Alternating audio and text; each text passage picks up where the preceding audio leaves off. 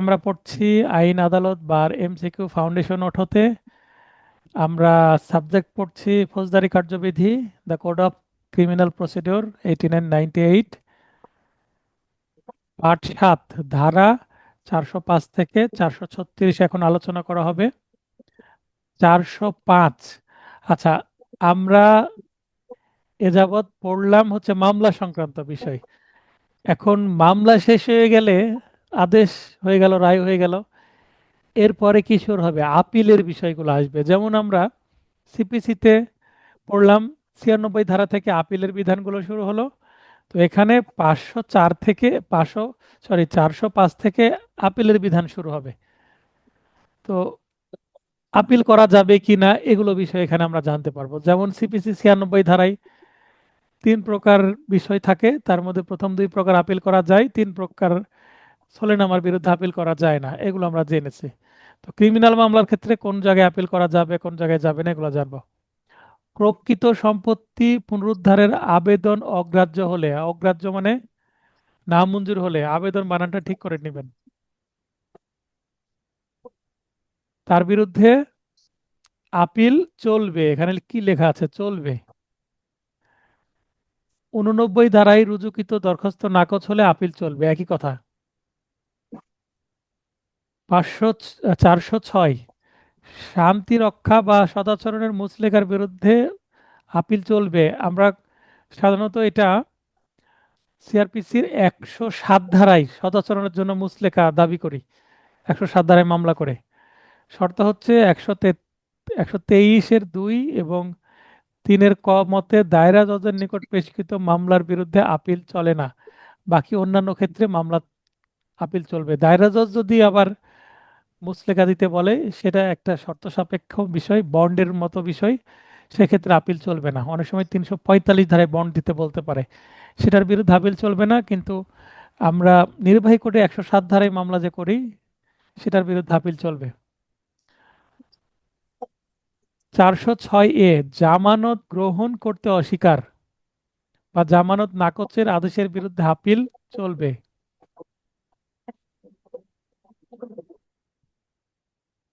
122 ধারায় নাকচে সংক্ষুব্ধ ব্যক্তি কোথায় আপিল করবে? সিজেএম বা ডিএম বা সিএমএম। সিজেএম মানে চিফ জুডিশিয়াল ম্যাজিস্ট্রেট, ডিএম মানে ডিস্ট্রিক্ট ম্যাজিস্ট্রেট, সিএমএম মানে চিফ মেট্রোপলিটন ম্যাজিস্ট্রেট।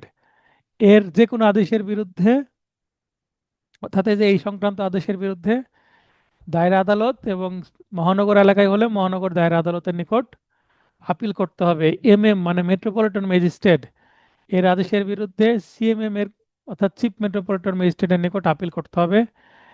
জেএম মানে জুডিশিয়াল ম্যাজিস্ট্রেট, আর ইএম মানে এক্সিকিউটিভ ম্যাজিস্ট্রেট মানে নির্বাহী ম্যাজিস্ট্রেট, এর আদেশের বিরুদ্ধে সিজেএম অর্থাৎ জেএম এর বিরুদ্ধে সিজেএম, আর ইএম এর বিরুদ্ধে ডিএম এর বিরুদ্ধে ডিএম এর নিকট অর্থাৎ ডিস্ট্রিক্ট ম্যাজিস্ট্রেটের নিকট, জেলা ম্যাজিস্ট্রেটের নিকট আপিল করা যাবে। এই লিস্টে একটু গভীরভাবে পড়লে বুঝতে পারবেন। 407 দ্বিতীয় অথবা তৃতীয় শ্রেণীর ম্যাজিস্ট্রেট প্রদত্ত দণ্ডাদেশের বিরুদ্ধে আপিল কোথায় করব? সিজেএম এর নিকট দায়ের করতে হবে। এগুলোর কিন্তু প্রশ্ন আসে, কার আদেশের বিরুদ্ধে, কার রায়ের বিরুদ্ধে কোথায় আপিল করতে হবে। সিজেএম নিজে অথবা এ সিজেএম এর নিকট প্রেরণ, শুনানি মীমাংসা ও নিষ্পত্তি, অর্থাৎ দ্বিতীয় বা তৃতীয় শ্রেণীর ম্যাজিস্ট্রেট কোনো দণ্ড দিল কাউকে, 2 বছরের বা 1 বছরের জেল দিল, এটার বিরুদ্ধে আপিল কোথায় করতে হবে? বলা হচ্ছে সিজেএম কোর্টে। তো সিজেএম নিজেই এটার আপিল শুনানি করতে পারে, অথবা তিনি যদি মনে করে যে অতিরিক্ত চিফ জুডিশিয়াল ম্যাজিস্ট্রেট যে এসিজেএম এর নিকট প্রেরণ করলো এবং অতিরিক্ত চিফ জুডিশিয়াল ম্যাজিস্ট্রেট এটার আপিল শুনানি করলেন, মীমাংসা করলেন, অথবা নিষ্পত্তি কোনোভাবে করে দিলেন, তো প্রেরিত আপিল প্রত্যাহারও করা যাবে। কেউ যদি মনে করে আপিল প্রত্যাহার করবে, সেটাও করার সুযোগ আছে। 408 যুগ্ম দায়রা জজ, যেটাকে সাব জাজও বলা হয়, জয়েন্ট সেশন জাজ, প্রথম শ্রেণীর ম্যাজিস্ট্রেট প্রদত্ত দণ্ডাদেশের বিরুদ্ধে আপিল, অর্থাৎ সাব জাজ অথবা প্রথম শ্রেণীর ম্যাজিস্ট্রেট, এই দুই আদালতের কোনো রায়ের বিরুদ্ধে বা দণ্ড দিল, সে দণ্ডাদেশের বিরুদ্ধে যদি আপিল করতে হয়, কোথায় করব?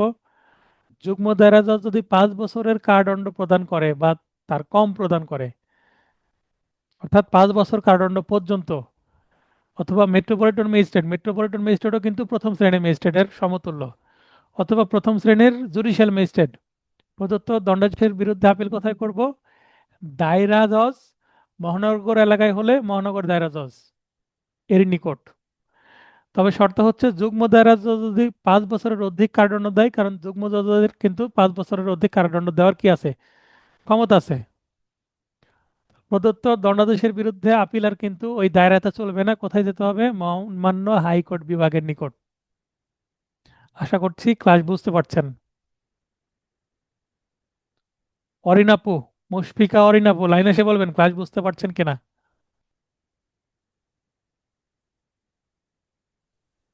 জি স্যার, বুঝতে পারছি। আচ্ছা, তারপরে এম মানে মেট্রোপলিটন ম্যাজিস্ট্রেট, এম মানে জুডিশিয়াল ম্যাজিস্ট্রেট, অথবা ক্ষমতাপ্রাপ্ত হয়ে দণ্ডবিধির 124 ক রাষ্ট্রদ্রোহের কথা বলা হয়েছে। এ ধারায় দণ্ডাদেশের বিরুদ্ধে আপিল কোথায় করব? হাইকোর্ট, মহামান্য হাইকোর্ট বিভাগের নিকট। অর্থাৎ কোন কোর্টের দণ্ডাদেশের বিরুদ্ধে কোন কোর্টে গিয়ে আপিল করব সেটা বলা আছে, এগুলো নিয়ে কিন্তু প্রশ্ন আসে। দেখবেন বিগত সালের এমসিকিউ এই যে কয়েকটা পেজ পরে আছে, উল্টালেই বুঝতে পারবেন। 409 দায়রা আদালতে আপিল শুনানি।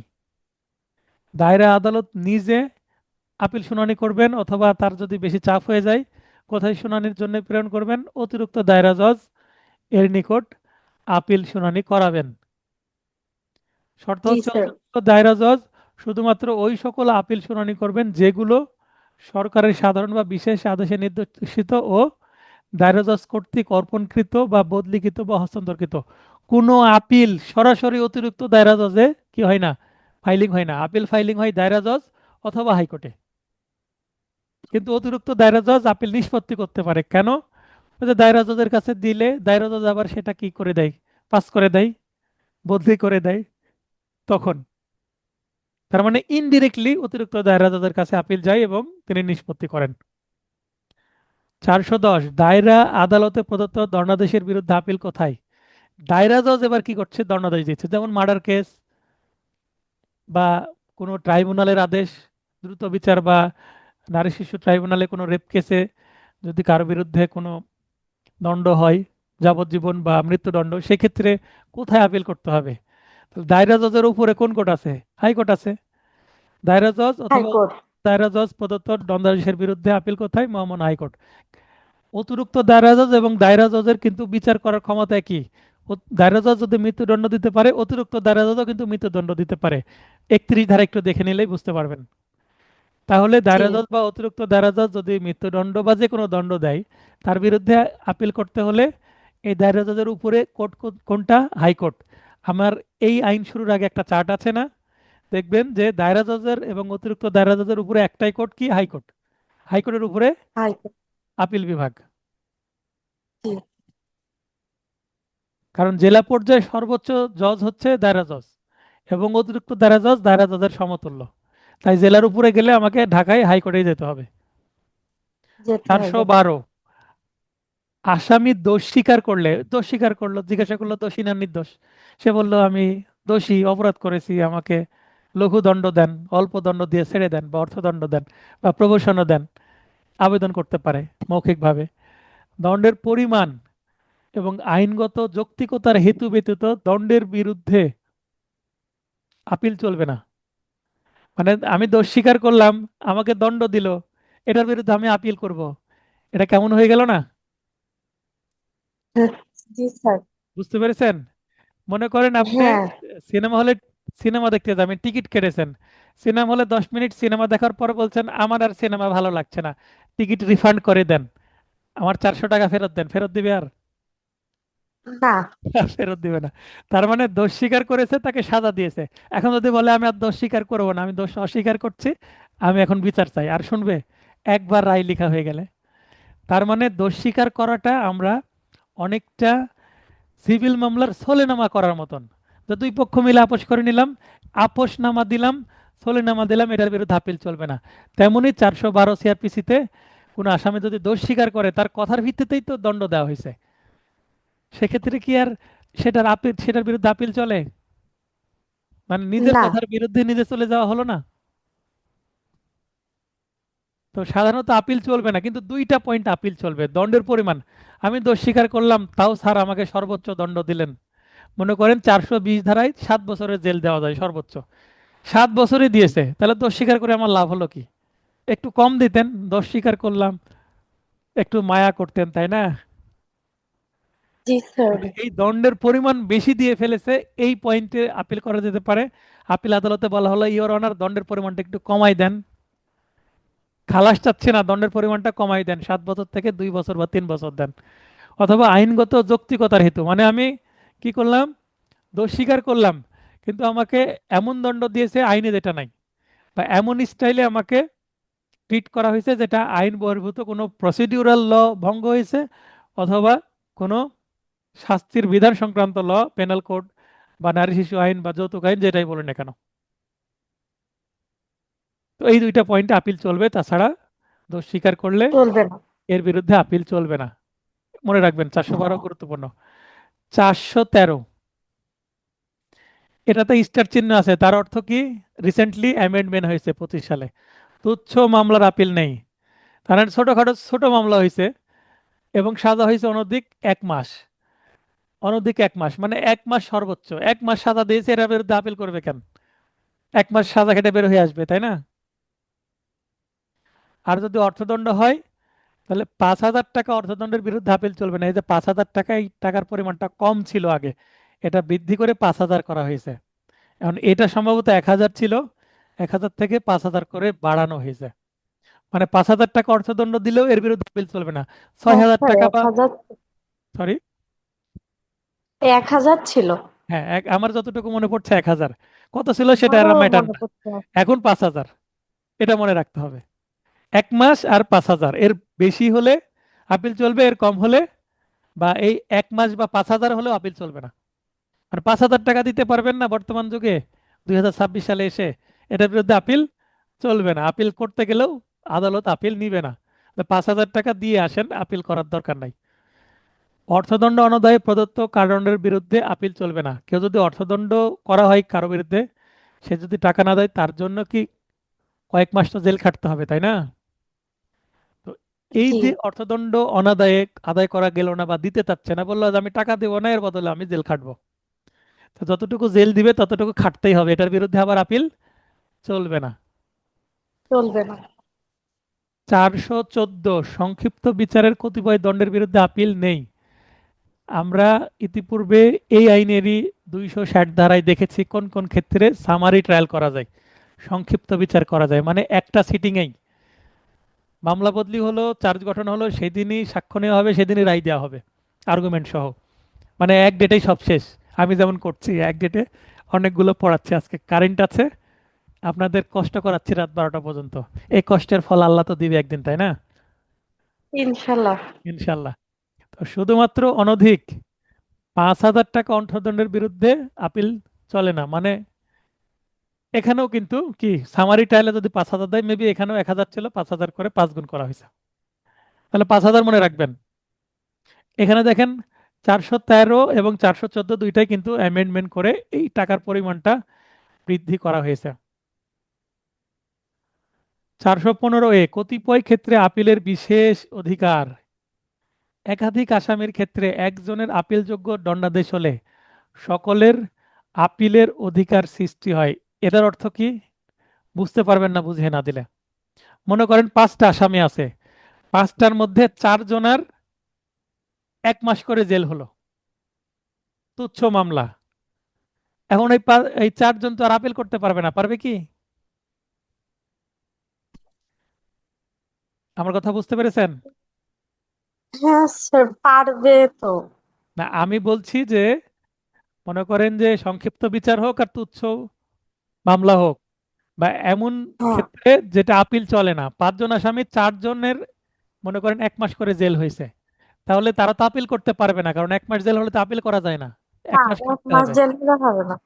কিন্তু আরেকজনের 5 বছরের জেল হয়েছে, তো যার 5 বছরের জেল হয়েছে একই মামলায়, 5 জনের মধ্যে 4 জনের 1 মাস করে আর একজনের 5 বছরে করে, 5 বছরের পাঁচ জেল হয়েছে। বছর তো যার 5 বছরের জেল হয়েছে সে তো আপিল করতে পারবে, তার আপিল করার অধিকার আছে, হ্যাঁ, তাই না? সে পারবে। জি। এখন যেহেতু ওই একজন আপিল করতে পারছে, তাই সে যেহেতু আগে যাচ্ছে, ওদের ট্রেনের ইঞ্জিন যদি সামনে যায়, বগিগুলো তো পিছনে পিছনে যাবেই, যাবে না? জি। তার মানে ওই একজন আপিল করার অধিকার যদি তৈরি হয়, ওই সেই সাথে 4জন আপিল করতে পারবে। কথা বুঝতে পেরেছেন? হ্যাঁ স্যার, বুঝতে পেরেছি। তো বলবে যে স্যার ওই যে একজন রহিম যেহেতু আপিল করছে, স্যার আমাদের 4জনের সুযোগ দেন। যদি আপিল আদালত আমাদের খালাস দেয়, তাহলে তো আর 1 মাস জেল খাটা লাগলো না আমাদের। বুঝতে পেরেছেন? তাই এটা বলা হচ্ছে চারশো হ্যাঁ, পনেরো এ একাধিক আসামির ক্ষেত্রে এই ক্ষেত্রে একজনের স্যার আপিল। হচ্ছে 413 ধারা মতে যার 1 মাসের হয়েছে সেটা আর বাধা পাবে না।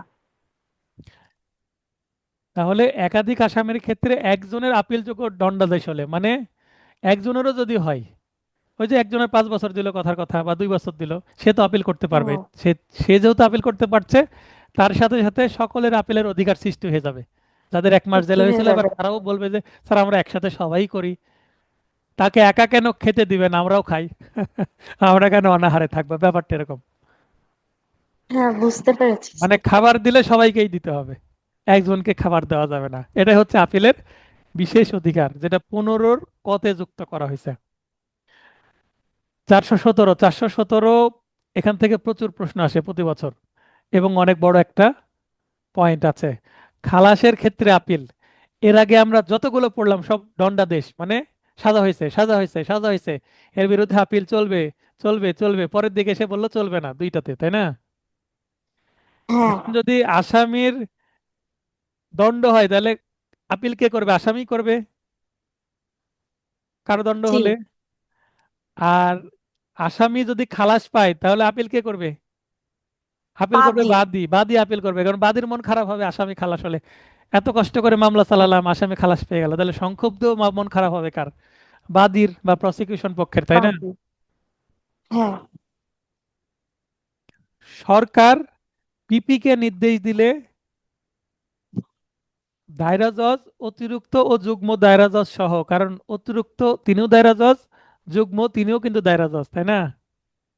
তার মানে হ্যাঁ, 3 প্রকার দায়রা জজেরই মূল মামলা, অথবা মূল মামলায় মনে করেন এই 3 দায়রা জজের মূল মামলাতে আসামি খালাস পেয়ে গেল, তাহলে তার বিরুদ্ধে কে, সরকার পিপি কে নির্দেশ দিলে পিপি হাইকোর্টে আপিল করতে পারবে। বুঝতে পেরেছেন? আর এই তিন হ্যাঁ। প্রকার দায়রা জজের আপিলে গিয়ে যদি খালাস পায়, আপিলে গিয়ে খালাস পেল, তাহলে আপিলে খালাস পাক আর মূল মামলায় খালাস পাক। মূল মামলা মানে যে মামলা শুরু হয়েছিল এবং ওই মামলায় খালাস পেয়ে গেছে, আপিল খালাস করলো, পেয়েছে। আপিলেও খালাস পেয়ে গেল। আপিলে হোক আর মূল মামলায় হোক, দায়রা জজের দেওয়ার কোনো খালাস সিদ্ধান্তের বিরুদ্ধে হাইকোর্টে আপিল করতে হবে। এটা তো সহজ কথা, তাই না? হ্যাঁ। আর দায়রা জজের বিরুদ্ধে যে আপিলে হাইকোর্টে যেতে হবে, এটা একটু আগে আমরা জেনেছি। কিন্তু এখানে কে আপিল করবে? পিপি আপিল করবে, পাবলিক প্রসিকিউটর। এখানে কিন্তু কে আপিল করতে পারবে না, এজাহারকারী আপিল করতে পারবে না, পিপি আপিল করতে পারবে। বুঝতে পেরেছেন? হ্যাঁ। এখন যদি এজাহারকারী মনে করেন যে মামলা জিআর মামলা যদি হয়, তাহলে এজাহারকারী বা ভিকটিম যতই চাক, পিপি কে ছাড়া কিন্তু এই ক্ষেত্রে আপিল পারবে করতে না। পারবে না, পিপির মাধ্যমে আপিল করতে হবে, পিপি কে অনুরোধ করতে হবে। ক্লিয়ার হলো বিষয়টা? তাহলে আপিলকারী হবে হ্যাঁ। পিপি বা পাবলিক প্রসিকিউটর, আপিল আদালত হবে হচ্ছে হাইকোর্ট বিভাগ। আর এখানে সিদ্ধান্ত বা রায় প্রদানকারী আদালত এই 3 প্রকারের দায়রা জজ। যে কোনো ম্যাজিস্ট্রেট, এবার ম্যাজিস্ট্রেট কোর্ট যদি খালাস দেয়, যে কোনো ম্যাজিস্ট্রেট বলতে যত প্রকারের ম্যাজিস্ট্রেট আছে, ম্যাজিস্ট্রেট আছে। যেমন প্রথম শ্রেণীর ম্যাজিস্ট্রেট, দ্বিতীয় শ্রেণীর, তৃতীয় শ্রেণীর ম্যাজিস্ট্রেট, জুডিশিয়াল, মেট্রোপলিটন ম্যাজিস্ট্রেট জি। তিনি অবশ্যই ফার্স্ট ক্লাস বা প্রথম শ্রেণীর। তারপরে অতিরিক্ত চিফ জুডিশিয়াল, অতিরিক্ত চিফ মেট্রোপলিটন, চিফ মেট্রোপলিটন, অতিরিক্ত চিফ মেট্রোপলিটন, নির্বাহী ম্যাজিস্ট্রেট। তারপরে আপনার এক কথায় যত প্রকার ম্যাজিস্ট্রেট আছে, হ্যাঁ। সকল ম্যাজিস্ট্রেট যদি খালাস দেয়, তাহলে দায়রা জজে অথবা মহানগর দায়রা জজে আপিল করা যাবে, কারণ ম্যাজিস্ট্রেটের উপরে তো দায়রা জজ বসে আছে, তাই না? জি। ভাইয়ে ভাইয়ে মারামারি হলে বাবার কাছে গেলেই সমাধান হলো। না, ভাই বলতে ম্যাজিস্ট্রেটদেরকে বোঝাচ্ছি, আর বাবা বলতে এখানে দায়রা জজদেরকে বোঝাচ্ছি। আর জি। এখানে দাদা এই যে চাচাদের মধ্যে মানে বাবা চাচাদের মধ্যে মারামারি হলে কোথায় যেতে হবে? দাদার কাছে যেতে হবে, তাই না? মানে হাইকোর্টে। হাইকোর্ট। যদিও এভাবে বলা ঠিক না, তবে মজা করে আলোচনা করলে আইনটার মধ্যে একটু কি থাকে, আনন্দ থাকে, মনে রাখতে সুবিধা হয়, তাই না? আর মনে রাখার সুবিধা হয়। 418, একটু পরে 418 আছে, এই যে এখানে কি বলা হচ্ছে 418, কি কি বিষয়ে আপিল গ্রহণযোগ্য, মানে আপিলের গ্রাউন্ডস কি?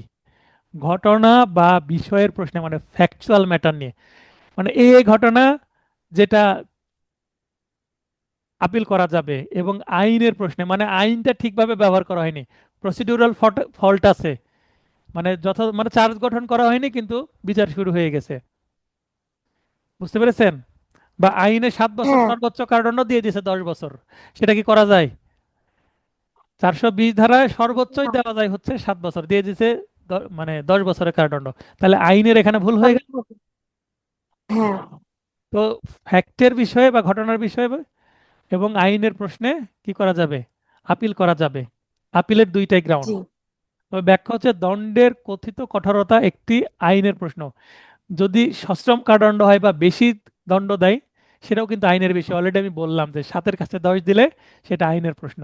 এখানে ব্যাখ্যাতে বলা আছে। এবার 18 বিষয়ে আমরা পড়ব। 417-তে 18 নিয়ে কি গল্প বলছে, এখন যদি এটা পড়ি তাহলে বুঝতে পারবো, কারণ অলরেডি আমরা 18 পড়ে ফেললাম।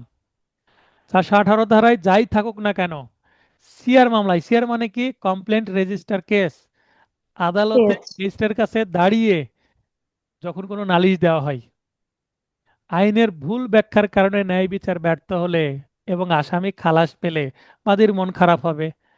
কষ্ট করে টাকা খরচ করে অ্যাডভোকেটকে দিয়ে মামলা ফাইলিং করলাম, কিন্তু আসামি খালাস পেয়ে গেল। বাদী হাইকোর্টে আপিল করতে পারবে। কোথায় আপিল করতে হবে? হাইকোর্টে। হাইকোর্ট। এখানে ম্যাজিস্ট্রেট আদালতও যদি খালাস দেয় সিআর মামলায়, তবুও কোথায় যেতে হবে? হাইকোর্টে, খালাসের বিরুদ্ধে। বুঝতে পেরেছেন? কিন্তু যদি জি। ম্যাজিস্ট্রেট আদালতে দণ্ড দেয়, তাহলে আসামি কিন্তু দায়রা জজে যেতে পারছে, কিন্তু বাদীকে যেতে হচ্ছে হাইকোর্টে। তার মানে বাদীর এখানে কষ্ট বেশি, তাই না? হ্যাঁ, হ্যাঁ। ওমর খায়ের ভাই বলেন।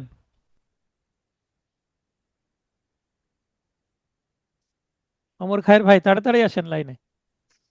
স্যার যদি নির্বাহী আদেশ দেয় তাও কি হাইকোর্টে দিতে হবে স্যার? নির্বাহী কোর্ট স্যার নির্বাহী আদেশ দিলে? না, এখানে নির্বাহী কোর্টে যদি হয় তাহলে জেলা ম্যাজিস্ট্রেটের কাছে, একটু আগে তো আমরা দেখলাম। জি, এটা শুনছি স্যার। হ্যাঁ, হ্যাঁ। আর জি। নির্বাহী কোর্টের খালাসা আদেশের বিরুদ্ধে দায়রা জজে যাওয়া যাবে। এগুলো আমি ওই ফাইনাল টাচ নোটে চার্ট আকারে দিয়ে দেবো, তাহলে আপনাদের আরো সুবিধা হবে। ঠিক আছে? ঠিক আছে। জি স্যার, জি। যেমন সিপিসির 415-তে চার্ট আছে, আছে না? রিভিশনের বিষয়ে জি স্যার। সুন্দর করে চার্ট দেওয়া আছে, জি। ওইভাবে চার্ট করে দিব।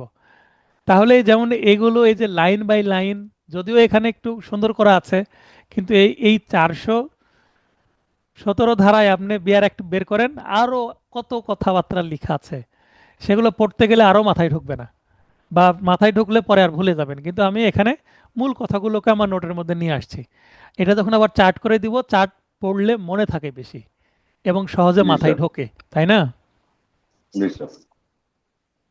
দায়রা জজ, অতিরিক্ত যুগ্ম দায়রা জজ সহ, মানে 3 প্রকার দায়রা জজই এর মূল মামলায় যদি খালাস পায়, তাহলে ওই বাদীকে মানে সিআর মামলায় হাইকোর্টে আপিলের জন্য যেতে হবে। যে কোনো ম্যাজিস্ট্রেট যদি খালাস দেয়, তবে সিআর মামলায় দায়রা।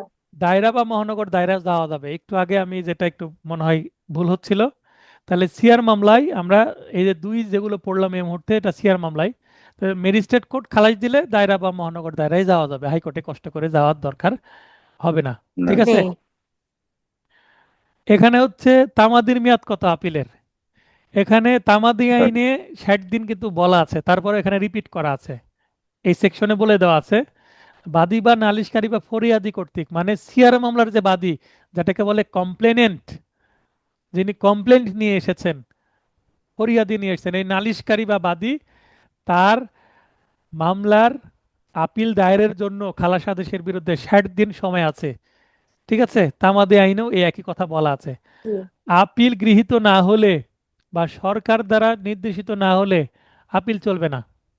মানে আদালত যদি আপিল না নেয় বা সরকার যদি কোনো ক্ষেত্রে আপিলের কথা, মানে যে ক্ষেত্রে বলা আছে আইনে যে এই ক্ষেত্রে আপিল চলবে না, ওই ক্ষেত্রে সরকার যদি আলাদাভাবে নির্দেশ না দেয় আপিল চলবে না। ডিরেক্ট কথা। খালাস আদেশের বিরুদ্ধেও। 417 অপর্যাপ্ত দ্বন্দ্বের বিরুদ্ধে আপিল। খুব মজার একটা পয়েন্ট, এখানে ব্র্যাকেটে লিখে রাখেন, অপর্যাপ্ত দ্বন্দ্বের বিরুদ্ধে কে আপিল করতে পারে বলেন? অরিন আপু বলেন, কে আপিল করবে, বাদী না আসামি? হচ্ছে অবশ্যই বাদী, মানে অপর্যাপ্ত দ্বন্দ্ব সংসদ হয়েছে, যাতে। মানে আমি চিন্তা করলাম যে 7 বছরের জেল হবে, দিল 1 বছরের জেল, আমার পছন্দ হলো না, তাই আমি কি করলাম, আপিল বাদীটা করবো। করলাম। বাদী আপিল আপিল করলো। করবো। কিন্তু অপর্যাপ্ত দ্বন্দ্বের বিরুদ্ধে আসামিও আপিল করতে পারবে। আসামি মনে মনে করছিল আমি খালাস পাবো, কিন্তু আমাকে কেন 1 বছর বা 2 বছরের জেল দিল। তার মানে এখানে আপনি ব্র্যাকেটে লিখেন উভয় পক্ষ আপিল করতে পারে অপর্যাপ্ত দ্বন্দ্বের বিরুদ্ধে। ও এটা, খুবই হ্যাঁ খুবই এটা ভাবি ইন্টারেস্টিং নাই পয়েন্ট আসলে। না? খুবই ইন্টারেস্টিং পয়েন্ট না? হ্যাঁ, জি জি স্যার। স্যার। দুইটা আপিল হতে পারে অপর্যাপ্ত দ্বন্দ্ব হলে। খুব ইন্টারেস্টিং জায়গা। ভাবলে এগুলো প্র্যাকটিস না করলে মাথায় ঢুকবেই না, শুধু আইন পড়ে। কোর্টে গেলে এগুলো বুঝবেন। সরকার পিপি কে নির্দেশ দিলে যে কোনো আদালতের অপর্যাপ্ত দ্বন্দ্বের বিরুদ্ধে হাইকোর্টে আপিল করতে পারবে কে? উভয় পক্ষই। কিন্তু এখানে শুধু পিপির কথা বলা আছে। ঠিক আছে, তাহলে পিপি প্রসিকিউশন মানে বাদীপক্ষ। আর নালিশি মামলা মানে সিআর মামলার ক্ষেত্রে অপর্যাপ্ত দ্বন্দ্বের বিরুদ্ধে 60 দিনের মধ্যে সংশ্লিষ্ট আপিল আদালতে আপিল করা যাবে, এটা উভয় পক্ষই করতে পারবে। দণ্ড বৃদ্ধির ক্ষেত্রে আসামি এর বিরুদ্ধে কারণ দর্শানোর সুযোগ পাবে। মানে আপিল আদালত 3 বছর থেকে যদি 7 বছর করে দেয় বা 5 বছর করে দেয়, তাহলে আসামিকে কারণ দর্শানোর সুযোগ দিতে হবে। অধিকন্তু খালাস বা দণ্ড হ্রাসের আবেদনও করতে পারবে। এই যে এখানেই পয়েন্ট আছে, অধিকন্তু খালাস বা দণ্ড হ্রাসের আবেদনও করতে পারবে, কে করবে বলেন? এখানে ব্র্যাকেটে লিখে রাখেন আসামি। আসামি। আসামি পক্ষ। বুঝতে পারছেন? এটা 3-এ বলে দেওয়া আছে। হ্যাঁ, তার মানে এটা দ্বারা কিন্তু পুরোটা আমি যেটা প্রথমে বললাম ওটা ব্যাখ্যা হয়ে গেল। এই জায়গায় আইনটা একটু উল্টো বা জটিল হয়ে আছে। এখানে প্রথমে যদি বলতে যে অপর্যাপ্ত দ্বন্দ্বের বিরুদ্ধে উভয় পক্ষ আপিল করতে পারবে, বিষয়টা কত সহজ হয়ে যেত, হতো না? সহজ হতো। জি 418 অলরেডি পড়েছি। 419 আপিলের দরখাস্ত বা আবেদনপত্র, এটা পিটিশন আকারে দিতে হবে। আমরা এর আগে সিভিল মামলায় পড়েছিলাম যে আপিল, সিভিল আপিল সবসময় মেমোরান্ডাম অফ অ্যাপিল বা আমার আপিলের জি আপিলের মেমোরান্ডাম বা স্মারকলিপি আকারে দিতে হয়। তার মানে মোর দেন একটা ফর্মাল ম্যাটার্স, মানে একটা খুবই সূক্ষ্ম ফর্মাল বিষয়। কি আপিল? Civil appeal. জি কিন্তু ক্রিমিনাল আপিল খুব একটা ফরম্যাট না। যেমন আমরা রিভিশন করি একই ফরম্যাট এই আপিলেরও। তারপরে আমরা যে মিস কেস করি, ম্যাজিস্ট্রেট কোর্ট জামিন দিল না, আমি দায়রা জজে হ্যাঁ, মিস কেস করছি, ওই মিস কেসের যে ফরম্যাট সেম ফরম্যাটে আপিল করতে হয়। মানে ওয়ান কাইন্ড অফ পিটিশন, এটা কোনো মেমোরান্ডাম লাগে না। বুঝতে পেরেছেন? আমি জি লিখছিলাম যে এই মামলা মানে আপিল নং এত অবলিক 2026, ওখানে ফাঁকা রাখলাম, ফাইলিং এর পর আপিল নাম্বারটা হবে। তারপরে লিখলাম হচ্ছে উদ্ভব, মানে কোন মামলা থেকে উদ্ভব, মামলার নাম্বার দিয়ে দিলাম, মূল মামলার নাম্বার। তারপর বিষয় লিখলাম যে এত তারিখের অমুক কোর্টের আদেশের বিরুদ্ধে আনীত আপিল, হয়ে গেল বিষয়। তারপরে হেতুবাদ, পিটিশনে যেভাবে আমরা জামিনে দরখাস্ত লিখি মোটামুটি ওই রকমই, সামান্য পরিবর্তন। আমার কিন্তু রিটেন নোটে খুব সুন্দর করে এগুলো ফরম্যাট করে দেওয়া আছে। হ্যাঁ, রিটেন ব্যাচে যারা জি আছেন তারা কিন্তু এগুলো সব ভালোভাবে বুঝতে পারছেন। তো যাই হোক, পিটিশন আকারে করতে হবে বা দরখাস্ত আকারে, যেটাই দরখাস্ত সেটাই আবেদনপত্র, সেটাই হচ্ছে পিটিশন। আমরা বাস্তবে যেটা স্কুল কলেজে পড়ে আসছি অ্যাপ্লিকেশন, আইনের ভাষায় সেই অ্যাপ্লিকেশনের ইংলিশ হয়ে গেছে কি? পিটিশন। বুঝতে পেরেছেন? তো জি অ্যাপ্লিকেশনও বলা যাবে, কিন্তু অ্যাকচুয়াল কথা হচ্ছে পিটিশন। তো পিটিশন শব্দটা কিন্তু আইনের স্টুডেন্ট ছাড়া সাধারণ ব্যক্তিরা বলতে পারবে না। বুঝতে পেরেছেন? সাধারণ ব্যক্তিরা অ্যাপ্লিকেশনই বলবে, কিন্তু আমরা কি বলবো? পিটিশন বলবো, আইনের স্টুডেন্ট। লিখিত আকারে, অবশ্যই লিখিত আকারে। রায় ও আদেশের জাবেদার নকল সংযুক্ত করতে হবে। আপনি যে আপিল করবেন যে আদেশের বিরুদ্ধে, সে আদেশের কি দিতে হবে? সার্টিফাইড কপি সংযুক্ত করতে হবে, নাহলে আদালত তো বুঝতে পারবে না কিসের বিরুদ্ধে আপিল করতে চাচ্ছেন। আপিলকারী বা উকিল কর্তৃক দায়ের করতে হবে। তো দায়ের করার পরে আপিল গৃহীত হলে তারপরে এলসিআর কি নিম্ন আদালতের নথি তলব করবে। নথি। আর যদি আপিল গৃহীত না হয় তাহলে সঙ্গে সঙ্গে সরাসরি খারিজ করে দিবে, খারিজ মানে হয়ে যাবে। সামারি ডিসমিসাল যেটাকে বলে, একটু পরে আমরা পড়ছি। তো আপিল গ্রহণ করব না ডিসমিস করব এটা সিদ্ধান্ত নেবে কিসের ভিত্তিতে? আপিল আমি কি হেতুবাদ দিয়েছি, আমি কি ব্রিফ করলাম অ্যাডমিশন হিয়ারিং এর সময়, গ্রহণযোগ্যতা শোনানোর সময়, এবং আপিলের সাথে যে রায়ের নকল দিয়েছি রায়ের নকলে কি লেখা আছে। এখন আমি ফটোকপি দিলে আদালতে চলবে? চলবে না, সার্টিফাইড কপি দিতে হবে, না। তাই না?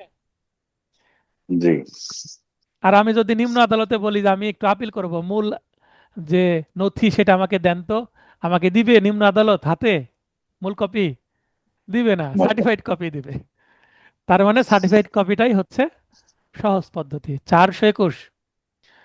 এখন আপিল কোথায় করব, কিভাবে করব, সবই তো জানলাম।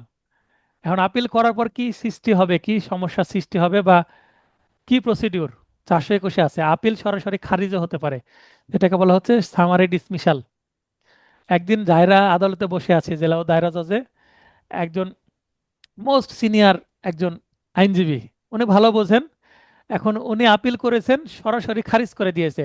আর দায়রা জজের সাথে উনি ঝগড়ায় লিপ্ত হয়েছেন, মানে তুমুল তর্ক শুরু করে দিয়েছেন। বলছে আপনার থেকে আমার প্র্যাকটিসের বয়স বেশি, জজকে এভাবে বলছেন। দায়রা জজের, দায়রা জজ মানে জেলার উনি সর্বোচ্চ বিচারক। বলছে আপনার থেকে আমার বয়স বেশি, আপনার থেকে আমার প্র্যাকটিস বেশি, কত সালে আপনি চাকরি পেয়েছেন? এভাবে। ওখানে আমাদের সভাপতি আছে, সভাপতি কথা বলছেন না, মুখ বন্ধ করে আছেন। কারণ সভাপতি কথা বলে সভাপতিকে কথা শোনাই দিবেন, কারণ ওই বয়স হয়ে গেছে, উনি ওনার কন্ট্রোল ধরে রাখতে পারেননি, ওনার আপিল ডিসমিস করেছেন। আপিল ডিসমিস করার কারণ হচ্ছে ওনার তামাদিতে বাড়িতে হয়ে গেছে। আর উনি তামাদিতে বাড়িতে আহ, হওয়ার পরে যে দরখাস্ত দিতে হয় সে দরখাস্ত উনি দেননি, সিভিল অ্যাপিল ছিল। তো উনি 5 ধারা দরখাস্ত দিবেন না? তামাদি জি আইনে স্যার। দেয়নি, ওই কারণে আপিল খারিজ করে দিয়েছে। হস্তক্ষেপের মতো পর্যাপ্ত কারণ না থাকলে আপিলকারীকে বক্তব্য পেশের সুযোগ দিয়ে, আপিলকারী বলল যে ইওর অনার আপিল নেন, আপিল নেন, এই কারণে আপিল নেন, আমার আসামি সাজা হয়েছে, আমার আসামি কি খালাস পাওয়ার যোগ্য।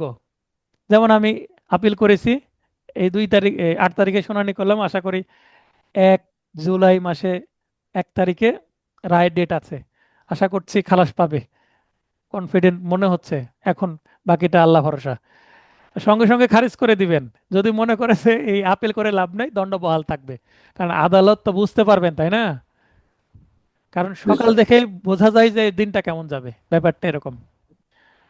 এমন খারিজের পূর্বে নথি বা এলসিআর তলব করা যাবে, আদালতের বিবেচনাধীন কিন্তু বাধ্য নয়। আদালত নথি তলব না করেও সরাসরি খারিজ করে দিতে পারে। নথি তলব করে খারিজ লাভ করে কি? দিতে পারবে। কারণ আপিলের কোনো কি নাই, গ্রাউন্ডস নাই ভালো, মানে প্রাইমা ফেসি কেস যাকে বলে। মানে সকাল দেখে বোঝা যাচ্ছে দুপুরটাও বৃষ্টি হতে পারে, সকালে যেহেতু মেঘ। ঠিক আছে। জি। 423 আপিল আদালতের ক্ষমতা। এবার আপিল করলে প্রথমত 421 তো উনি সরাসরি খারিজ করে দিতে পারবে, এটাও তো একটা কি ক্ষমতা। আর কি কি ক্ষমতা আছে যদি আপিল গ্রহণ করে? সেক্ষেত্রে এলসিআর তলব করবে। এলসিআর কি? নিম্ন আদালতের নথি, লোয়ার কোর্ট রেকর্ড, পূর্ণরূপ লিখে নিতে পারেন। এমসিকিউ কিন্তু এটা আসে, প্রশ্নের মধ্যে অবশ্য আমি দিয়েছি। ও পরীক্ষা, আপিলকারী পিপি ও আসামির বক্তব্য শ্রবণ করবেন, এলসিআর তলব করবেন, সেটা পরীক্ষা করবেন। এলসিআর তলব ও পরীক্ষা মানে এলসিআর তলব করলেন, এলসিআর নিম্ন আদালতের যা কিছু আছে, মামলার নথি, হাজিরা যতগুলো দিয়েছে, জবানবন্দি, জেরা, যা কিছু আছে A to Z, যতগুলো নিম্ন আদালতে নথি জমা হয়েছে সবগুলোই খবর। উচ্চ আদালতে চলে আসবে, এবং সেটা পরীক্ষা করবেন কি কি আছে, কি অবস্থা, জবানবন্দিতে কি বলেছে, জেরাতে কি বলেছে, আর্গুমেন্টে কেমন পয়েন্ট নিয়ে আসছিল, কোনো কেস ল দিয়েছিল কিনা, সেগুলো সবকিছুই রায়ের মধ্যে আবার ব্যাখ্যা করবে। রায়ের সবকিছু আছে বিস্তারিত। এবং বক্তব্য শুনবে, আদালত তো নিজে পরীক্ষা করবেন এলসিআর, তারপরে উভয় পক্ষের বক্তব্য শুনবেন। হস্তক্ষেপের মতো পর্যাপ্ত কারণ না থাকলে আপিল খারিজ করে দিবেন। কেন আপিল খারিজ করবেন? আপিল খারিজ করার অর্থ কি? আপিল নামঞ্জুর। আপিল নামঞ্জুর মানে নিম্ন আদালতে যা দিয়েছে সেটাই থাকবে, মানে রায় বহাল থাকলো। বুঝতে পেরেছেন? হস্তক্ষেপ মানে জি। কি, নিম্ন আদালতে যা আছে তাই থাকবে, আমি কিছু করতে পারবো না, মানে হাতই দিব না আমি। এটা হস্তক্ষেপ না করা, নাক গলানো থেকে বিরত থাকা।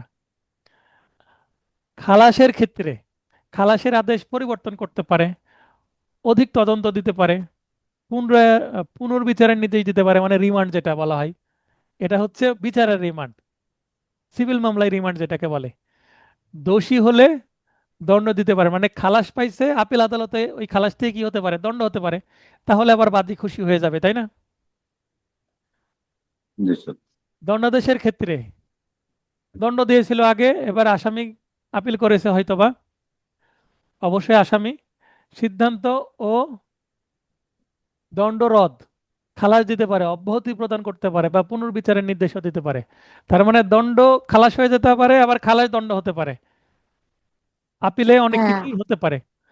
দণ্ড বহাল বা সিদ্ধান্ত রদ না করা, বা দণ্ড হ্রাস বা সিদ্ধান্ত রদ, যে কোনো কিছু করতে পারে। দণ্ডের প্রকৃতির পরিবর্তন, যেমন সশ্রম কারাদণ্ড দিয়েছিল বিনাশ্রম করে দিল, বা বিনাশ্রম দিয়েছিল সশ্রম করে দিল, জাস্ট এতটুকু পরিবর্তন করলো, জাস্ট প্রকৃতি পরিবর্তন। কারাদণ্ডের প্রকৃতি মানে কি, সশ্রম না বিনাশ্রম, এটাকে বলে প্রকৃতি, নেচার অফ সেন্টেন্স। বুঝতে পেরেছেন? সেন্টেন্স। হ্যাঁ। তার মানে আগে ছিল সিম্পল, রিগোরাস করে দিল, রিগোরাস থেকে সিম্পল করে দিল, জাস্ট একটু ওই যে কমিউট করার মতন, রদ বদল। দণ্ড বৃদ্ধির জন্য আপিল যদি করা হয়, ওই যে তাহলে কিসের বিরুদ্ধে, অপর্যাপ্ত দণ্ডের বিরুদ্ধে, তাই না? সিদ্ধান্ত ও দণ্ড রদ করতে পারে কোন আদালতের, নিম্ন আদালতের, এবং খালাস দিয়ে দিতে পারে, অব্যাহতি প্রদান করতে পারে, বা পুনর্বিচারের নির্দেশ দিতে পারে।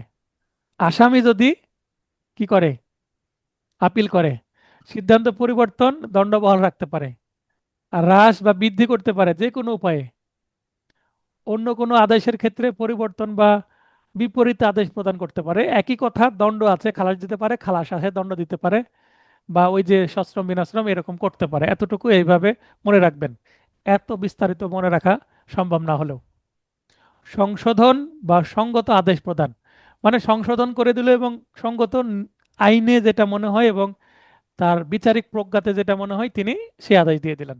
তবে শর্ত হচ্ছে দণ্ড বৃদ্ধির সময় আসামিকে কারণ দর্শানোর সুযোগ দিতে হবে। দণ্ড 3 বছর দেওয়া হয়েছিল, তো যদি আপিল আদালত এই দণ্ড বৃদ্ধি করে, তাহলে বৃদ্ধি কেন করা হবে না সেটার জন্য সকজের সুযোগ দেবে। একটু আগে যেটা আমি বলেছিলাম, মূল বা আদি আদালত, যে আদালতে বিচার করা হচ্ছে, সর্বোচ্চ যে দণ্ড দিতে পারতেন আপিল আদালত, তার বেশি দণ্ড প্রদান করতে পারবেন না।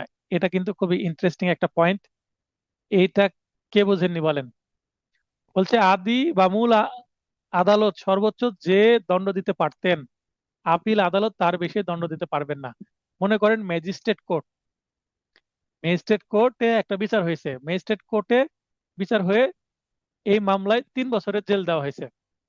এখন আপিল করা হয়েছে দায়রা জজে। তো দায়রা জজে যদি আপিল করা হয়, দায়রা জজের তো সাজা প্রদান অ্যাবসলিউট, মানে আইনে যত ধরনের দেওয়া যায়, মৃত্যুদণ্ড, যাবজ্জীবন, 14 বছর, 10 বছর সবই দিতে পারবে দায়রা জজ। কিন্তু দায়রা জজ কিন্তু বিচার করছে না, এখানে আপিল শুনানি করছে। তাই মামলাটা কিন্তু নিম্ন আদালত থেকে আসছে। নিম্ন আদালত তাহলে ছোট মামলা, ম্যাজিস্ট্রেট কোর্টে যেটা হয়েছে, হয়তোবা ম্যাজিস্ট্রেট কোর্ট ওখানে সর্বোচ্চ 5 বছর, যেমন মেট্রোপলিটন ম্যাজিস্ট্রেট বা প্রথম শ্রেণীর ম্যাজিস্ট্রেট কিন্তু সর্বোচ্চ 5 বছরের কারাদণ্ড দিতে পারে। তো আপিল আদালত কিন্তু যতই দণ্ড বৃদ্ধি করুক 5 বছরের বেশি দিতে পারবে না, কারণ মূল আদালতের কিন্তু 5 বছরের বেশি দেওয়ার সুযোগ নাই।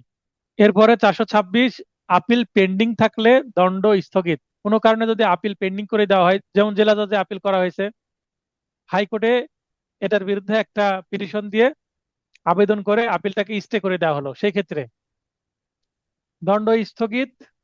আসামি আটক থাকলে জামিনে বা মুচলেকায় মুক্তি দেওয়া যাবে। যদি আপিল পেন্ডিং হয়ে যায় তাহলে কিন্তু দণ্ড স্থগিত হয়ে যায় এবং আসামিকে জামিনে মুক্ত করে দেওয়া হবে, যতক্ষণ না আপিল আবার শুনানি চালু হবে ততদিন পর্যন্ত। এমন ক্ষমতা হাইকোর্টও প্রয়োগ করতে পারবে। অনধিক 1 বছর কারাদণ্ডের ক্ষেত্রে আদালতের সন্তুষ্টি সাপেক্ষে আসামি আপিলের শর্তে জামিনে মুক্তি বা আপিল দায়ের করা পর্যন্ত দণ্ড স্থগিত রাখতে পারবে। এটা কিন্তু খুবই ইন্টারেস্টিং একটা পয়েন্ট। এটাও আমি একটু গ্রিন করে দিই। দেখবেন বাস্তবে যেদিন রায় থাকে সেই দিনকে আমরা পিটিশন একটা নিয়ে যাই। ছোট ছোট মামলায় যদি রায় হওয়ার সম্ভাবনা থাকে একটা পিটিশন নিয়ে যায়, এবং যে আদালত রায় দিচ্ছে ম্যাজিস্ট্রেট আদালত, ওই ম্যাজিস্ট্রেট আদালতে রায় দেওয়ার সঙ্গে সঙ্গে যদি আসামিকে কি দেয়, দণ্ড দেয়, যদি 1 বছরে কারাদণ্ড দেয় বা 1 বছরে কম দেয়, 6 মাস, 5 মাস, 3 মাস, তখন আমরা কি করি, সঙ্গে সঙ্গে একটা দরখাস্ত দিই, ইওর অনার আমরা আপিল দায়ের করবো এটার বিরুদ্ধে, আপিলের শর্তে আমাদের একটা জামিন মঞ্জুর করেন, যেন আসামিকে সঙ্গে সঙ্গে জেলখানায় যেতে না হয়। বিশেষ করে যৌতুক মামলায় বা ছোট ছোট মাদকের মামলায় বা মারামারির মামলায়, এগুলোতে এই ধরনের দরখাস্ত করা হয়। অনেক সময় আদালত সেটা সন্তুষ্ট হয়ে জামিন মঞ্জুর করেন, তার মানে আসামিকে জেলে যেতে হয় না, তার দণ্ড স্থগিত থাকে, এবং শর্ত দিয়ে দেয় যে 1 মাসের মধ্যে আপিল দায়ের করতে হবে। তখন 1 মাসের মধ্যে আপিল দায়ের করলে তখন আবার আপিল আদালতে এই যে জামিন, এটা আবার বর্ধিত করে নিতে হয়, বা আপিল আদালতে থেকে নতুন ভাবে জামিন করে নিতে হয়। তখন আসামির যদিও সাজা হয়েছে, আসামিকে আর জেলে যেতে হয় না। এটা কিন্তু খুবই গুরুত্বপূর্ণ, আমরা কিন্তু রেডি করে রাখি সঙ্গে সঙ্গে জমা দেওয়ার জন্য। অনেক সময় খালাস পেলে ওই পিটিশনটা আমাদের ফেলে দিতে হয়, কোনো কাজে লাগে না। কিন্তু আসামি যেন জেলে না যায়, মক্কেলকে বাঁচানোর জন্য একটা পিটিশন আমরা রেডি রাখি। আপিল বিভাগে আপিলের বিশেষ বিধান সাপেক্ষে হাইকোর্ট কর্তৃক আপিলে প্রদত্ত দণ্ড বা আদেশ স্থগিত এবং আসামিকে জামিনে মুক্তি দেওয়া যাবে। এটা একটা আসামির পক্ষে আদেশ বা বিধান। চূড়ান্তভাবে কারাদণ্ড বা যাবজ্জীবন কারাদণ্ডে দণ্ডিত হলে যে সময়টুকু আসামি মুক্ত ছিল সেই সময়টুকু বাদ যাবে। আবার বলছি, চূড়ান্তভাবে কারাদণ্ড বা যাবজ্জীবন কারাদণ্ডে দণ্ডিত হলে, তার মানে আপিল আদালত যদি ফাইনালি যে সিদ্ধান্ত নিল সে সিদ্ধান্তে আসামিকে কারাদণ্ড দেওয়া হচ্ছে অথবা যাবজ্জীবন কারাদণ্ড দেওয়া হচ্ছে, সেই ক্ষেত্রে যে সময়টুকু আসামি মুক্ত ছিল তা বাদ যাবে। মানে দণ্ড শুরু হয়েছিল, হয়তোবা আসামি 1 মাস বা 2 মাস কারাদণ্ড ভোগ করেছে, আপিল করার পরে তাকে বের করে নেওয়া হয়েছে, এবং এই সময়টুকু যতদিন আপিল চলেছে ততদিন তো আসামি বাইরে হাওয়া খেয়ে বেরিয়েছে, অর্থাৎ মুক্ত ছিল। তো যতদিন মুক্ত ছিল ওই কারাদণ্ডর মেয়াদ থেকে ততদিন বাদ যাবে। কেন বাদ যাবে? মনে করেন 2020 সালে যদি একজনের জানুয়ারি মাসের 1 তারিখে কি শুরু হয়, সাজা শুরু হয় 5 বছরের জেল, তাহলে সে 2025 সালের 31 ডিসেম্বর মুক্তি পেয়ে যাবে। কিন্তু মাঝখানে যদি আপিল করে সে 2 বছর বাইরে থাকে, তাহলে তার 25 সালে মুক্তি পাবে না, সে 27 সালের 31 ডিসেম্বর মুক্তি পাবে। তার মানে যতদিন বাইরে ছিল ততদিন তো মাইনাস হচ্ছে, কারণ তার সেটা তো জেল খাটা হচ্ছে না। ওইটা কি ওর পরবর্তীতে প্লাস হয়ে যাবে?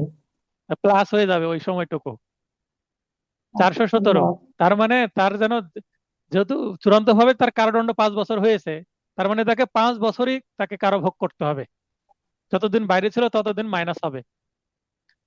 খালাসের বিরুদ্ধে আপিল হলে আসামি গ্রেপ্তার, মনে করেন খালাস করা হয়েছে, আসামি খালাস, আসামি ঘুরে বেড়াচ্ছে বাইরে, তো বাদী পক্ষ আসামির বিরুদ্ধে কি করেছে, আপিল করেছে। আপিল করার পর আসামি কি হয়েছে, আসাম খালাসের বিরুদ্ধে আপিল করা হয়েছে, তো আপিল করা হলে আসামিকে আবার কি, মানে আসামিকে আবার গ্রেপ্তার করা যাবে যদি জামিন বাতিল হয়ে যায়। সরি, খালাস হয়ে গেলে তো আসামি এমনি বাইরে আছে, এবং বাদী পক্ষ খালাসের বিরুদ্ধে কি করেছে, আপিল করেছে, এবং আপিলে যদি দণ্ড বহাল থাকে তাহলে তো তাকে তো আবার ধরতে হবে, ধরে জেলখানে দিতে হবে।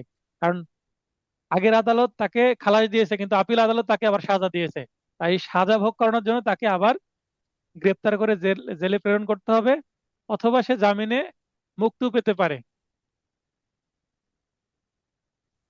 জামিনে কেন মুক্তি পাবে? সে যদি সেকেন্ড আপিলের শর্ত বলে যে আমি আবার এটার বিরুদ্ধে দ্বিতীয় আপিল করব হাইকোর্টে, তখন তাকে আবার জামিনে মুক্তি দিতে পারে। মানে পরিস্থিতি যেটা হয় সেটাই। 431 আপিল পণ্ড বা বাতিল, যেটা অ্যাবাটমেন্ট। আমরা পেনাল কোডের, আপনারা লক্ষ্য করেন, পেনাল কোডের 107 ধারায় অ্যাবেটমেন্ট আছে, একটু বানানের পার্থক্য আছে এ আর ই এর। অ্যাবেটমেন্ট আর অ্যাবাটমেন্ট। অ্যাবেটমেন্ট মানে অপরাধের প্ররোচনা, আর অ্যাবাটমেন্ট মানে আপিল পণ্ড বা বাতিল। তো আপিল পণ্ড বা বাতিলের বিধান আছে 431 সিআরপিসি, আর অ্যাবেটমেন্টের বিধান আছে দণ্ডবিধি 107।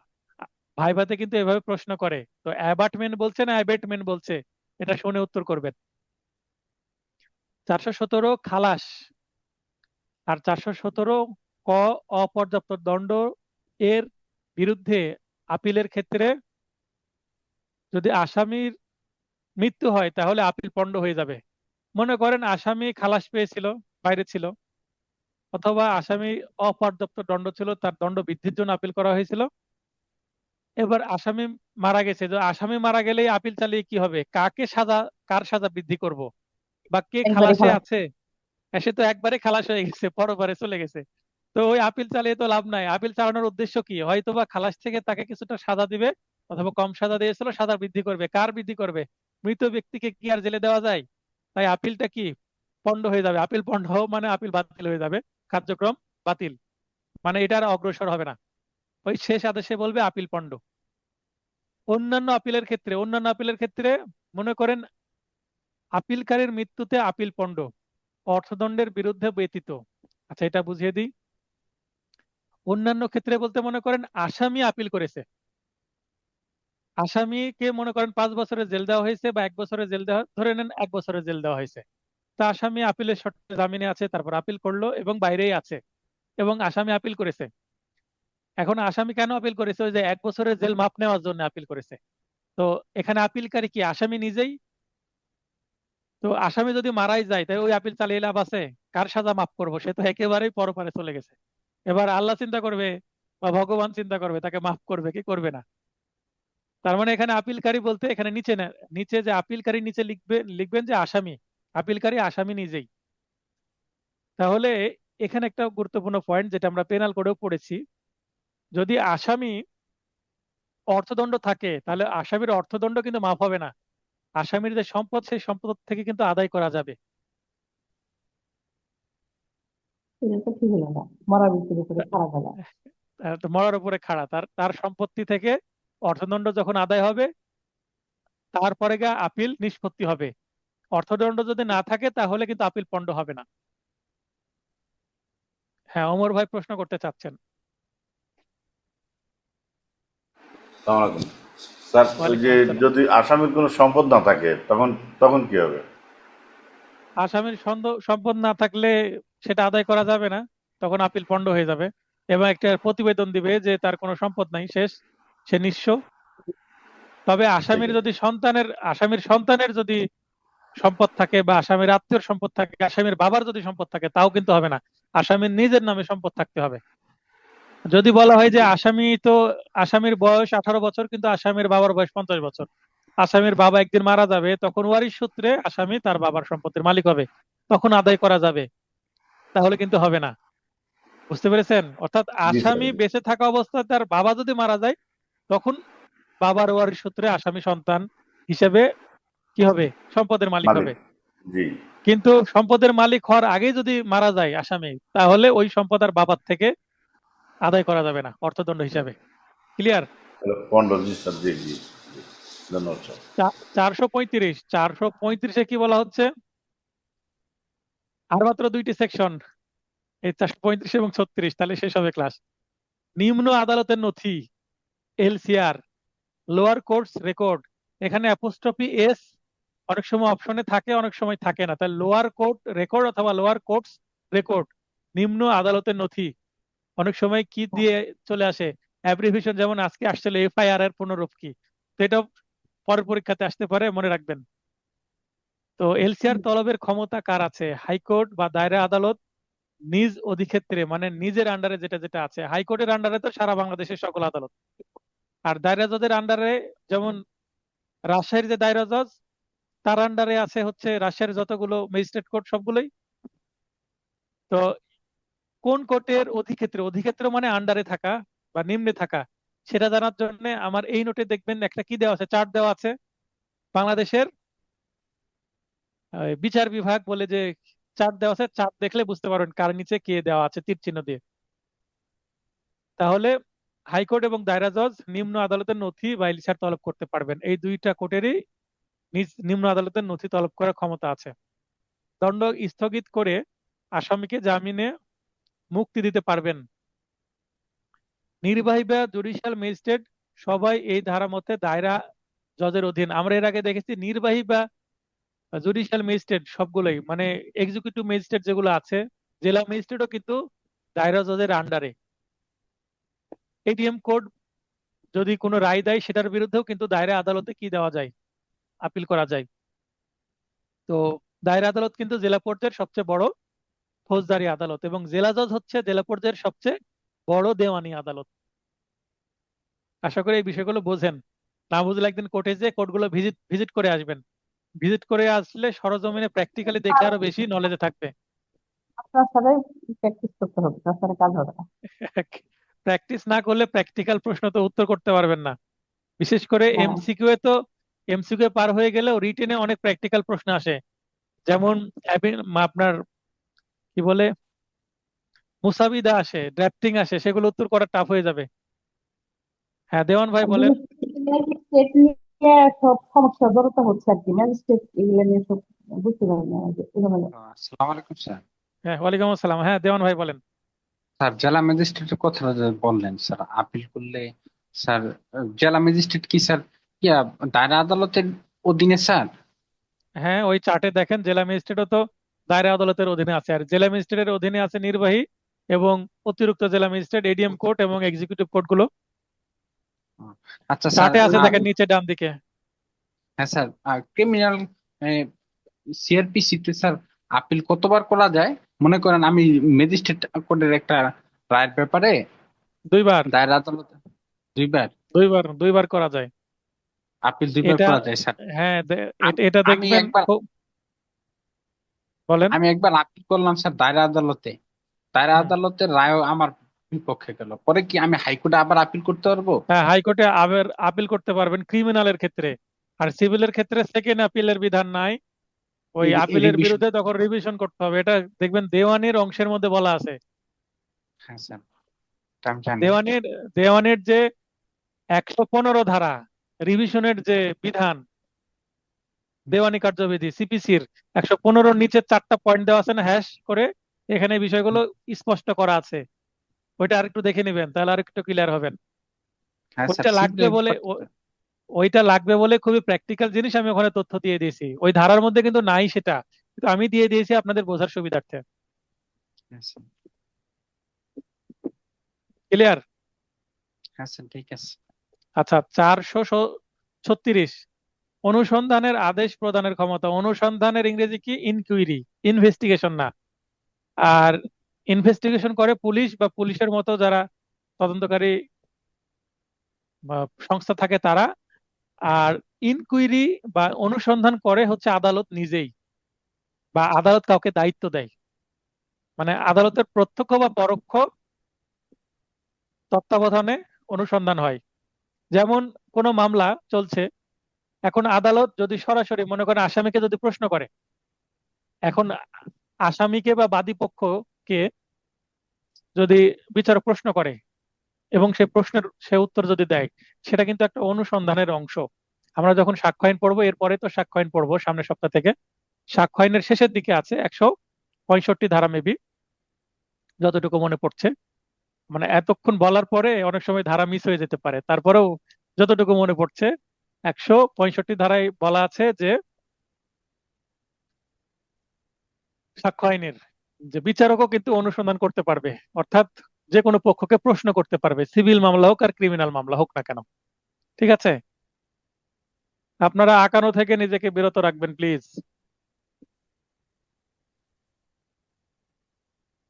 এই অনুসন্ধানের আদেশ প্রদানের ক্ষমতা 203 এবং 204। 203(4) কি আছে? খারিজ আদেশ। এত ধারায় যে খারিজ বা আসামিকে যে অব্যাহতি দেওয়া হলো, এই ক্ষেত্রে সিএমএম সিজেএম নিজে সুমুটো হয়ে অথবা অধস্তন কোনো ম্যাজিস্ট্রেটকে অনুসন্ধানের নির্দেশ দিবেন। শর্ত এক্ষেত্রে অব্যাহতিপ্রাপ্ত ব্যক্তিকে কারণ দর্শানো সুযোগ দিতে হবে। অর্থাৎ কোন আসামি যদি মামলার প্রথম দিকেই মানে মামলা খারিজ হয়ে যাবে, আসামি অব্যাহতি পায়, সেক্ষেত্রে যদি আসামি অব্যাহতি পায়, যেমন চার্জের সময় বা চার্জের আগেই অব্যাহতি পেয়ে যায়, সেই ক্ষেত্রে কিন্তু পরবর্তীতে অনুসন্ধান করে এই অনুসন্ধানে যদি কোনো আবার মামলাটাকে পুনর্জীবিত করার কোনো বিষয় চলে আসে, সেক্ষেত্রে আসামিকে কারণ দর্শানোর সুযোগ দিবে। মানে আসামি অব্যাহতি দেওয়া হয়েছিল আপনাকে, কিন্তু অনুসন্ধানে জানা গেলেও আপনি কোনো না কোনো অপরাধের সাথে মানে এই ক্ষেত্রে জড়িত আছেন কোনো না কোনো পর্যায়ে। একটু না একটু আপনার কি পার্ট প্লে আছে, মানে অপরাধের সাথে আপনার কানেকশন আছে, মানে আপনি অপরাধী মনে মনে হচ্ছে প্রাথমিকভাবে, মানে মামলার প্রাইমা ফেসি বোঝা যাচ্ছে এরকম, মামলার মেরিট আছে। অতএব আপনাকে কেন এই মামলায় বিচারের সম্মুখীন করা হবে না? আপনি কারণ দর্শান, কারণ দর্শাতে পারলে অব্যাহতি টিকে থাকবে, কারণ দর্শাতে না পারলে বা কারণ দর্শালে যদি আদালত সন্তুষ্ট না হয়, মানে কারণ দর্শানো সঠিক হলো না, আদালত কনভিন্সড হলো না, তাহলে অব্যাহতি বাতিল করে আবার তাকে মামলায় নিয়ে আসা যাবে, বিচারের সম্মুখীন করা যাবে।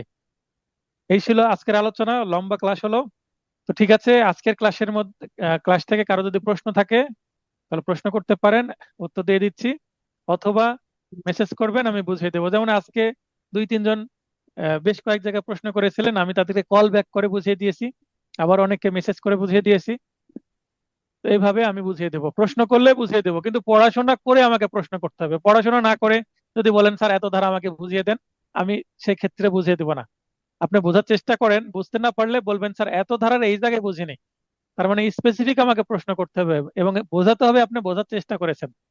অথবা আমাকে বললেন যে স্যার এত থেকে এত ধারা আলোচনা করেন, আবার আলোচনা তো করেছি, সেটা তো ভিডিওতে আছে, সেটা আরেকবার দেখে নেন, আমাকে এত কষ্ট দেওয়ার কি আছে?